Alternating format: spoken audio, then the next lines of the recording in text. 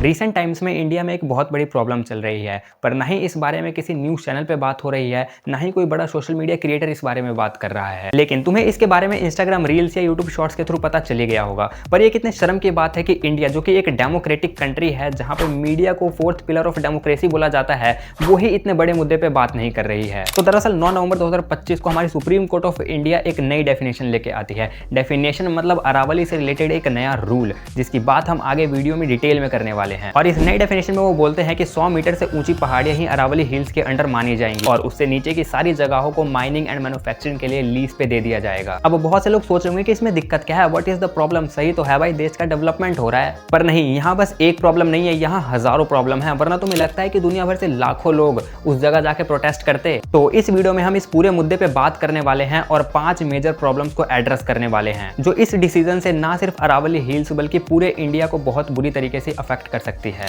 तो सबसे पहले बात करते हैं कि अरावली हिल्स है क्या। तो भाई, अरावली हिल्स इंडिया के सबसे बड़े फॉरेस्ट रिजर्व्स में से एक है विद ओवर 2 लाख ट्रीज। यहाँ बहुत अलग अलग स्पीसीज के पेड़ पौधे मौजूद हैं और ये जो 2 लाख का नंबर है ना, ये एग्जैक्ट नहीं है, क्योंकि अरावली हिल्स करीब 700 किलोमीटर तक फैली हुई है। अप्रोक्सीमेटली 2.4 मिलियन एकर्स होते हैं और ये जो 2 लाख ट्रीज का डाटा है, ये सिर्फ 500 एकर्स का है।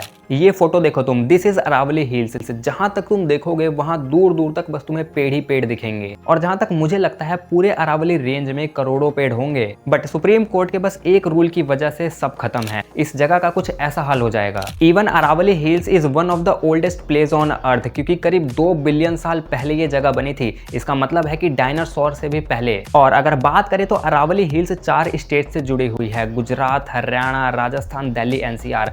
और इन चारों स्टेट्स के रक्षक की तरह खड़ी है अरावली। अब चलो इस पूरे लॉ को अच्छे से डिटेल में समझते हैं कि आखिर मुद्दा है क्या।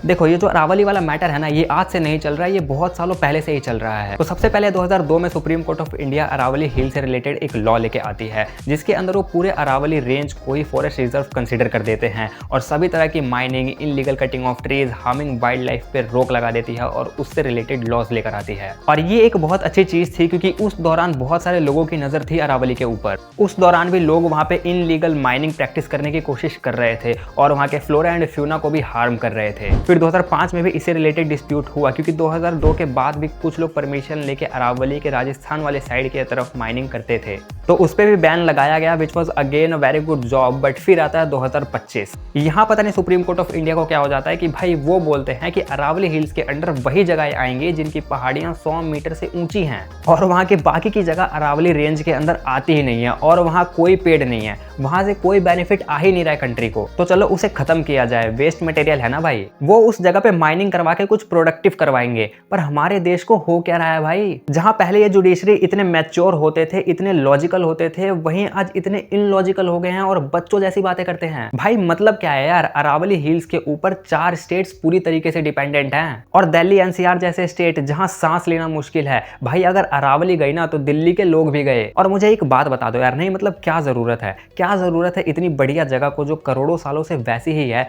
जहां उस जगह को किसी ने नुकसान पहुंचाने की कोशिश नहीं करी और आप अब उस जगह पे माइनिंग करवाना चाहते हो। एक तो वैसे ही हमारे इंडिया का इन्वायरमेंट रहने लायक बचा नहीं है और ये जो कुछ बचे कुचे पेड़ हैं आप उन्हें भी कटवा रहे हो। देखो, इतिहास गवाह है कि जब जब इंसानों ने नेचर से पंगा लेने की कोशिश करी है, तब तब नेचर ने इंसानों का वो हाल किया है जिसको आप और मैं सपने में भी नहीं सोच सकते हैं। अरावली एक पूजनीय जगह है यार, उस जगह को भगवान का दर्जा देना चाहिए और आप वहीं उस जगह पे माइनिंग करवाना चाहते हो। सीरियसली, बहुत से लोग सोच रहे होंगे कि भगवान का दर्जा ऐसा क्या है भाई, वो बस एक जगह ही तो है। तो मेरे भाइयों, वो बस एक जगह नहीं है। यहाँ मैं तुम्हें 5 ऐसे बेनिफिट्स बताने वाला हूँ जो कि अरावली की वजह से हमारे इंडिया को मिलते हैं और अगर अरावली को नुकसान पहुंचाया जाता है तो ये 5 बेनिफिट्स मिलना बंद हो जाएंगे। Benefit number 1, improve air quality. तो दोस्तों, अरावली हिल्स की वजह से जो हवा दिल्ली में आती है उसकी क्वालिटी थोड़ी इंप्रूव हो जाती है। दरअसल अरावली में जो इतने सारे पेड़ हैं वो हवा में मिक्स डस्ट और पोल्यूशन को ट्रैप कर लेते हैं और आगे नहीं बढ़ने देते हैं, जिसकी वजह से जो हवा है वो बिना एयर प्यूरिफायर के नेचुरली प्योर हो जाती है। और तुम्हें तो पता है यार कि दिल्ली का IQ 400 पार जा रहा है। इतना IQ तो भाई आइंस्टाइन का भी नहीं था जितना दिल्ली का हो रहा है। आप IQ जो हमारा पहले ही लोग मर रहे हैं इस वजह से। और अगर अरावली गई तो दिल्ली की हवा क्लीन कौन करेगा? दिल्ली में तो पेड़ भी ना के बराबर हैं और इसके आसपास तो और कोई फॉरेस्ट रिजर्व भी नहीं है। इसका मतलब भाई दिल्ली वाले तो मरेंगे और उनको कोई बचा भी नहीं पाएगा। अब भाई देख लो, मेरी तो वैसे भी यहाँ कोई प्रॉपर्टी नहीं है, मैं तो निकल लूंगा Bihar. Benefit number 2, ground water recharge. तो दोस्तों, जैसे कि हमने वीडियो के स्टार्टिंग में ही बात किया था कि अरावली 700 किलोमीटर तक फैली हुई है और यहाँ बस पेड़ ही नहीं है, यहाँ बहुत सारे चट्टानों के पहाड़ भी हैं, जिसकी मदद से बारिश का पानी स्वच्छ होके बोले तो एकदम मस्त फिल्टर होके पीने लायक बन के जमीन के अंदर चला जाता है और वो जमीन में जाके स्टोर हो जाता है और हमारे ग्राउंड वाटर की कैपेसिटी को भी बढ़ा देता है। Benefit number 3, climate regulation. अब भाई जो अरावली है ना, वहाँ करोड़ों पेड़ हैं और ये सारे पेड़ भाई हेल्प करते हैं हमारे एटमॉस्फेरिक टेम्परेचर को कम करने में। आसान भाषा में बोलूँ तो भाई जो जलती हुई गर्मी में जो गरम गरम हवा तुम तक थोड़ी थोड़ी पहुंचती है ना, वो अरावली की वजह से ही हो पाता है। वरना भाई इतनी गर्म हवा आती ना कि भाई लिटरली सबको एसी लगवाना पड़ता और भाई हम जैसा गरीब आदमी एसी लाएगा कहाँ से? Biodiversity conversion. भाई अरावली के अंदर हजारों प्रजातियों के पेड़ मिलेंगे तुम्हें, जिनकी की भाई जनसंख्या पहले से ही कम है। एंड यस, वहाँ तो बहुत सारे जंगली जानवर भी रहते हैं बेचारे, वो कहाँ जाएंगे? उनका तो घर उजाड़ दोगे तुम यार। अब तुम ही बताओ, अगर तुम्हारे घर के सामने कोई खुदाई करे तो तुम्हें दिक्कत होगी या नहीं होगी?